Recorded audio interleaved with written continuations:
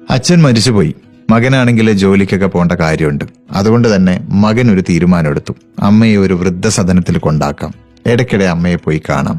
അങ്ങനെ തീരുമാനിച്ച് അമ്മയെ വൃദ്ധസദനത്തിൽ കൊണ്ടാക്കി മകൻ മകന്റെ ജോലിയും ജീവിതവുമായിട്ട് മുന്നോട്ട് പോയി തുടങ്ങി. അങ്ങനെ ഇരിക്കെ ഒരു ദിവസം വൃദ്ധസദനത്തിൽ നിന്നും ഈ മകനൊരു കോള് വന്നു. അമ്മ തീരെ വയ്യാതെ കിടക്കുകയാണ്, എത്രയും പെട്ടെന്ന് വൃദ്ധസദനത്തിലേക്ക് ഓടിയെത്തണം എന്ന്. അങ്ങനെ ഈ മകൻ വൃദ്ധസദനത്തിൽ ഓടിയെത്തുമ്പോൾ കാണുന്ന കാഴ്ച, അമ്മ തന്റെ ഡെത്ത് ബെഡിലാണ്, അവസാന നിമിഷങ്ങളിലാണ്. അമ്മയോട് മകൻ ചോദിച്ചു, അമ്മേ, എന്താണ് അമ്മയ്ക്ക് വേണ്ടി ഞാൻ ചെയ്തു തരേണ്ടത്? എനിക്ക് എന്താണ് ചെയ്യാൻ പറ്റുക? അപ്പൊ അമ്മ പറഞ്ഞു, മോനെ, ഈ വൃദ്ധസദനത്തിലെ ഫാനുകൾ ഒന്നും തന്നെ വർക്ക് ചെയ്യുന്നില്ല. പല ദിവസങ്ങളിലും ഭയങ്കര ചൂട് കാരണം എനിക്ക് ഉറങ്ങാൻ പറ്റാറില്ല. ആ ഫാൻ ഒന്ന് ശരിയാക്കണം. പിന്നെ ഈ വൃദ്ധസദനത്തിൽ ഒരു റെഫ്രിജറേറ്റർ ഇല്ല.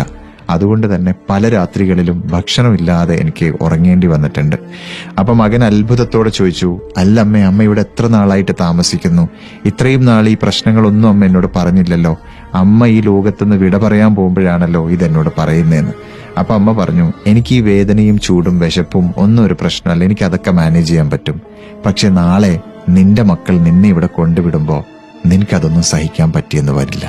മക്കൾക്ക് വേണ്ടി തുടിക്കുന്ന ഓരോ മാതൃഹൃദയത്തിനുമായി ഇത് സമർപ്പിക്കുന്നു.